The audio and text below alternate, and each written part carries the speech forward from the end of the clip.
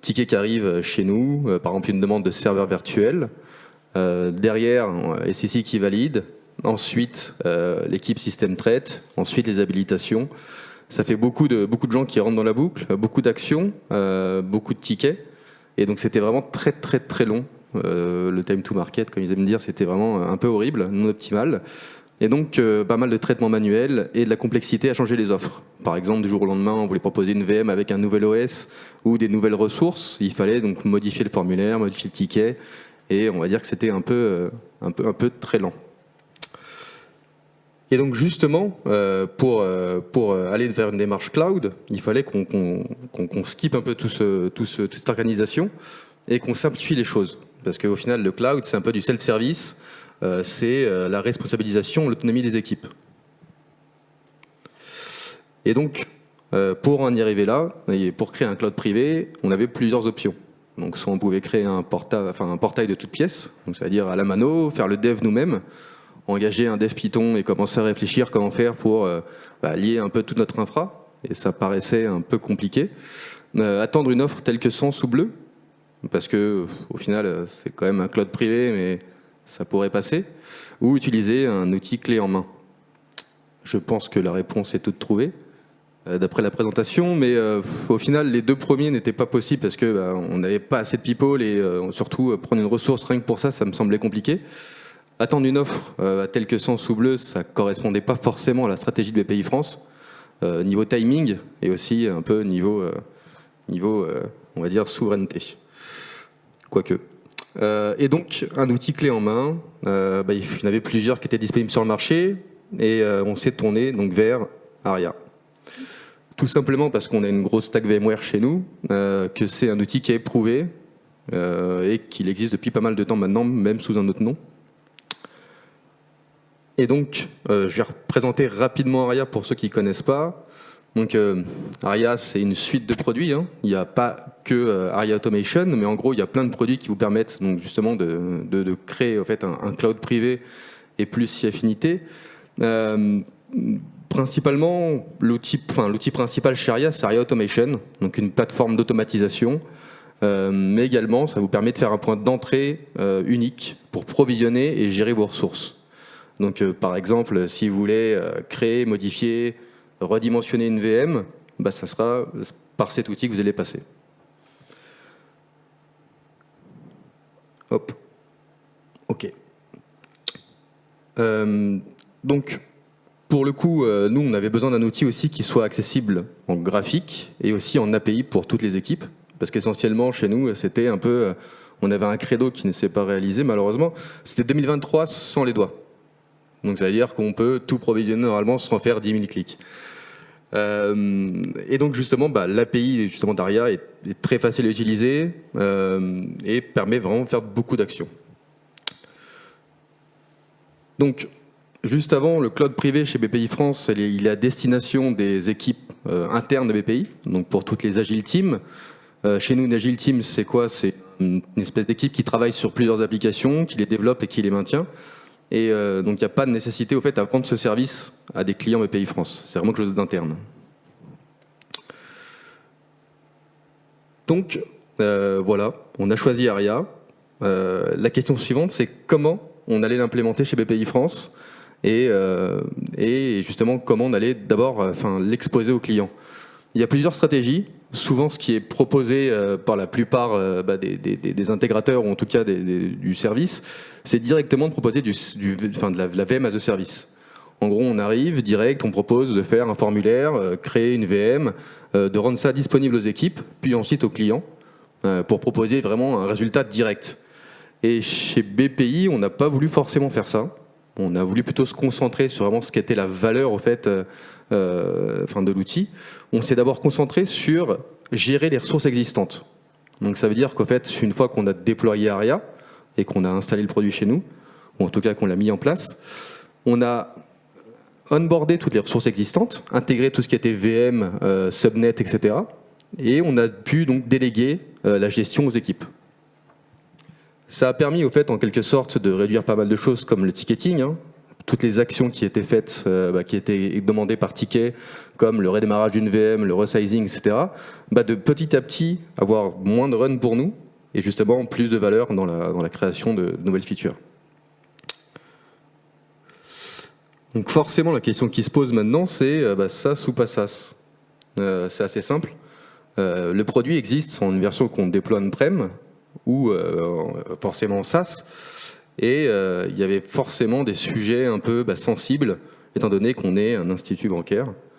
Et donc d'après vous, est-ce qu'on a fait du SaaS ou pas? Qui lève la main pour le SaaS? Et bizarrement, oui, vous êtes que 3, mais on a fait du SaaS. Donc oui, on a fait du SaaS parce que y a des prérequis assez lourds sur la version on-prem. Il y a pas mal de choses à gérer, le cycle de vie, etc. Le produit avance très vite. Il y a des nouvelles fonctionnalités qui sortent vraiment très très souvent. Et en SaaS, on est les premiers à expérimenter ça un peu aussi. Également, il y a pas mal de petits prérequis si on veut faire des fonctionnalités comme nécessiter un cluster cube, ainsi de suite. Alors qu'en SaaS, tout simplement, on a un produit up-to-date qui est vraiment tout le temps mis à jour, peut-être des fois un peu trop. Ça veut dire que, par exemple, ça nous arrive un jour de nous connecter, le truc s'appelle Verilize, finalement on se connecte, il s'appelle Aria. Bon, ça a des petits impacts, ça n'a rien de très violent, juste une doc à refaire, mais ça peut être surprenant au début, quoi. Et ça permet aussi donc d'avoir un peu le produit à la demande. Donc on a vraiment pas mal d'options dans Aria, c'est une suite, il y a pas mal de produits, on peut se permettre par exemple de prendre à gauche, à droite, de consommer un peu à la demande. Ok, donc maintenant c'est bon, on a Aria chez BPI France, c'est déployé, c'est donc mis en place, et maintenant il faut un peu faire une transposition de notre système, de comment on gère nos ressources avec ce nouveau fonctionnement Aria. Donc pour rappel, chez nous on fonctionne en Agile Team, ça veut dire que on est des équipes qui gèrent des applications qui ont différents environnements, donc ils sont amenés justement à travailler des fois sur plusieurs applications, parce que ça coûterait cher quand même une seule équipe pour une application. Et donc maintenant, il faut pouvoir transposer ça au modèle Aria, en fait. Comment pouvoir, dans Aria, donner la gestion aux équipes, à leurs ressources. Donc c'est assez simple. Dans Aria, il y a un truc qui s'appelle un projet. Un projet, c'est un groupe logique, on va dire, qui regroupe d'autres entités. Et dans ce projet, on a d'autres petits groupes qui s'appellent des déploiements. Pour l'instant, c'est très simple. Et donc là, on peut voir, par exemple, sur le slide, qu'on a un projet à gauche qui s'appelle CTM, donc, qui correspond à un trigramme applicatif, et ensuite une liste de déploiements qui appartiennent à ce projet. Donc on voit ici qu'on les a regroupés justement par environnement, au niveau des déploiements, et par site également. Donc par logique, on a un projet qui contient 9 pour l'instant en déploiement. Donc là, on arrive bien à transposer notre schéma tout à l'heure avec les Agile Teams, les équipes, les applications et les environnements. Et justement maintenant, qu'est-ce que ça nous offre en plus par rapport à avant, dans ce magnifique portail? C'est la gestion justement des actions qu'on peut réaliser sur ces ressources. Donc une fois que vous êtes connecté au portail et que vous arrivez, vous êtes une équipe qui gère une application plutôt très très basique, parce que là on voit bien qu'il n'y a qu'une seule VM avec un disque dur qui est joint à cette VM. On voit qu'elle est sur un segment NSX également, et on voit qu'on peut agir donc justement sur cette ressource. Donc là on voit qu'on peut par exemple créer un snapshot, éteindre la VM et faire plein d'actions très intéressantes. Donc là, on a fait le premier step, c'est-à-dire qu'on a réussi déjà à autonomiser un peu les équipes. Donc toutes ces listes d'actions sont des tickets en moins à traiter pour nous, et ça, c'est très très bien. Mais c'est toujours pas assez.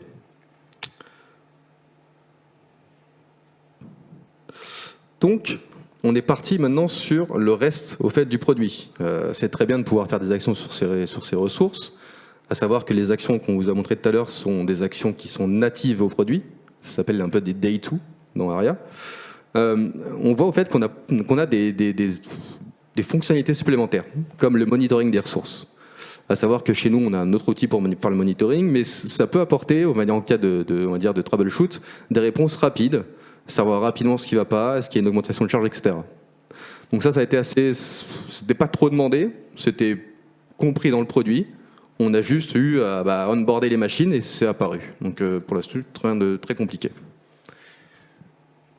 On a eu d'autres demandes ensuite, qui étaient un peu plus, on va dire, green ops, si je puis dire.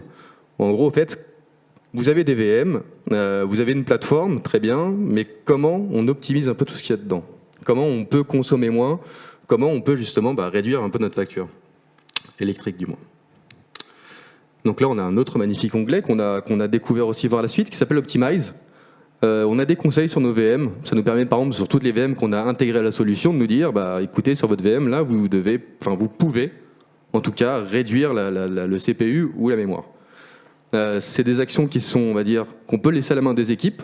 Pour l'instant, c'est pas une chose qu'on a faite, parce qu'on préfère éviter qu'ils s'amusent trop. Et ça fait aussi des informations supplémentaires, par exemple, les machines éteintes, les snapshots, etc. Donc c'est plutôt bien fait et ça nous a épargné pas mal de problèmes.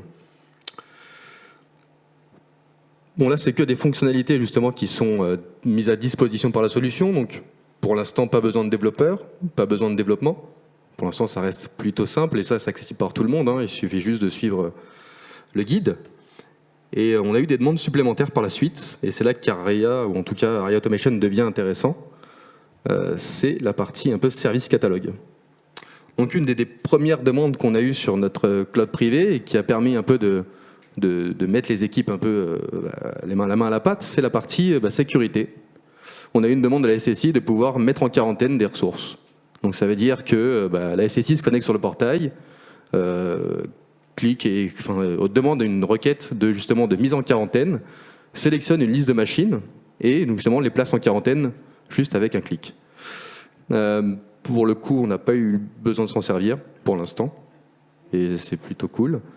La SSI veut aller plus loin justement et permettre un peu de faire ça en mode automatisé, et j'ai quelques réticences, mais on voit que vraiment avec un peu de développement, cette fonctionnalité a demandé peut-être maximum 3 jours à mettre en place, et les résultats sont assez concrets en tout cas pour BPI. Jusque-là, on n'a vu que des fonctionnalités qui sont apportées donc justement aux équipes. Et malheureusement, le taux de conversion n'était pas convaincant. Ça veut dire que sur tout BPI, on avait peut-être 20% de personnes qui utilisaient le portail. Donc là, ça commençait à être un peu compliqué pour nous. Parce qu'on a un produit, on passe quand même du temps, et à justifier derrière, c'est pas évident. Et comme l'a dit un grand philosophe, le plus dur du cloud privé, c'est pas la mise en œuvre, c'est l'adoption. Ouais. Et ça c'est vrai, je confirme ce que tu m'as dit. En fait, vraiment, un cloud privé, c'est compliqué. S'il n'y a pas d'adoption, c'est très bien de le mettre en place, mais tout ça pour ça, quoi.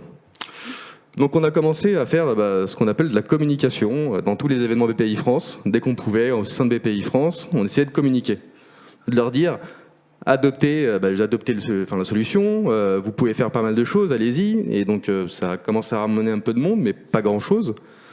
Puis on est passé directement une solution un peu plus extrême.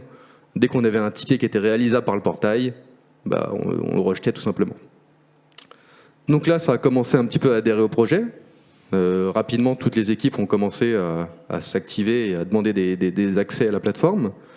Et de là, on commence justement maintenant à récupérer un maximum de feedback. Donc on a un formulaire avec, pour savoir si c'est bien déroulé, des petites notes, des petites étoiles. Et pour l'instant, ça semble plutôt bien roulé. Notre roadmap. Donc grosso modo, voilà comment ça s'est déroulé ces derniers mois, enfin même cette dernière année, je dirais. Donc comme je vous l'ai dit, on a commencé juste par la gestion des serveurs virtuels existants au tout début de la plateforme. Ça a été un process qui était plutôt facile à mettre en place. Ensuite, on a fait justement le provisioning des serveurs. Donc j'en ai pas parlé, mais au fait, comme je vous disais au tout début, le premier truc qu'on fait, en tout cas dans un projet VRA ou Verilize, c'est qu'on veut créer des VM à la demande. Donc ça, on a quand même voulu nous essayer de le faire. Pour le coup, on l'a fait uniquement pour nous. Ça veut dire que maintenant, dès qu'on reçoit un ticket de VM, nous créons la VM, mais en utilisant VRA. C'est une chose qu'on ne voulait pas livrer directement, et parce qu'il y avait pas mal de choses à prévoir, notamment ce qui s'est passé en août 2023, mais je vais vous parler juste après. En mars 2023, on a fait l'arrêt de démarrage planifié. Donc ça, c'est un autre fonctionnement justement en fait, qu'on a mis en place à la demande de la partie GreenOps. En gros, de pouvoir démarrer et arrêter une machine de façon planifiée. En gros, il fallait juste positionner un tag sur la machine, et la machine, en fait, s'arrête une certaine heure et démarre une certaine heure. ça a été aussi compliqué à mettre en place, mais là, c'est pas nous qui faisons du lobbying pour que ça passe. Donc le green force ça chez nous et ça semble prendre un peu. On a libéré le snapshot et le bouton rouge en mai-juin 2023. Donc le snapshot, il faut savoir que forcément, si tous les utilisateurs ont un snapshot en même temps, il peut y avoir des problèmes. Et justement, il a fallu prévoir tous ces cas d'usage, de ne pas pouvoir en faire 3 ou 4 à la fois, de supprimer un snapshot automatiquement au bout d'un moment, et ainsi de suite. Et donc en août 2023, on a commencé à vouloir industrialiser un peu la création des templates. Donc on appelle ça un peu des golden images, un peu à la golden AMI de AWS. Et en gros, on a utilisé une solution open source Packer pour pouvoir en fait créer automatiquement des templates, passer un peu les patchs, faire des tests de mise à jour, pour pouvoir en fait proposer des images de qualité et réduire la dette technique sur la prochaine étape. Donc vraiment la VM as a service enfin disponible pour les utilisateurs. Là, j'arrive sur le XaaS. Donc là, c'est une petite parenthèse. On a vu qu'Aria pouvait gérer au fait, des ressources forcément VMware. Ça peut gérer de la VM, ça peut gérer du subnet NSX, ça peut gérer du stockage vSAN. Mais derrière, on n'a pas que ça. On n'est pas full VMware en général chez nous.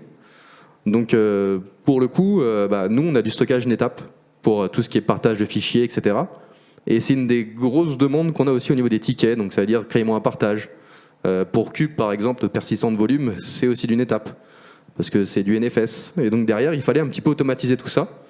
On a aussi donc, commencé à faire l'étape provisioning au fait, des partages, mais uniquement pour l'équipe. Mais Aria dispose d'une fonctionnalité qui permet au fait, d'intégrer carrément une custom ressource, donc au fait de faire apparaître la petite topologie qu'on a vue ensemble tout à l'heure avec la VM, n'importe quel élément. Donc si je veux, je peux faire apparaître un partage. Si je veux, je peux faire apparaître un cluster Tanzu non conforme et plein d'autres choses. Voilà. Donc s'il y avait des choses à récupérer de cette session, c'est ne pas négliger la part de développement, parce que comme on l'a vu au tout début, c'était très simple d'onboarder, mais justement, là on commence à atteindre une limite. Il faut forcément un développeur dans l'équipe, ou quelqu'un en tout cas qui puisse faire avancer le produit. Et sans développeur, on reste un peu bloqué, même si c'est un produit clé en main. Pousser l'adoption à son paroxysme, n'est-ce pas Mickaël ? Concentrez-vous sur ce qui apporte de la valeur. C'est-à-dire que nous, la valeur n'était pas la VM, on n'approvisionne pas des VM, on va dire, on n'approvisionne pas toutes les heures en tant que cloud privé. Ça peut être 5 demandes, 10 demandes une journée, puis 0 pendant une semaine. Donc forcément, le formulaire n'a pas vraiment, ou en tout cas le VM as a service n'a pas forcément de valeur ajoutée dans l'immédiat. Alors que la gestion en fait, des ressources existantes, ça nous réduit quand même notre travail, on va dire notre build, en tout cas notre run, pardon, de 50%. Et on peut continuer à progresser là-dessus sans trop de problèmes. Vraiment là-dessus, je vous encourage vraiment à prendre la même direction. Et surtout, essayer d'embarquer d'autres équipes socles. On l'a vu avec la sécurité, on l'a vu avec le GreenOps, mais on aimerait bien aussi intégrer au fait d'autres équipes. Donc par exemple Tanzu, donc notre équipe chez BPI, comme on n'est pas aligné, on va dire, sur les mêmes demandes et les mêmes priorités, ils ont développé leur propre API pour créer des namespaces, etc. Donc créer des namespaces, déployer des applications, etc. On aurait pu travailler ensemble, et c'est notre but aussi plus tard, c'est de s'aligner avec ces équipes, de s'interconnecter, on va dire, avec Aria, et pouvoir par la suite réussir on va dire, à maximiser l'utilisation du portail. Voilà. Et merci. Est-ce que vous avez des questions par hasard ?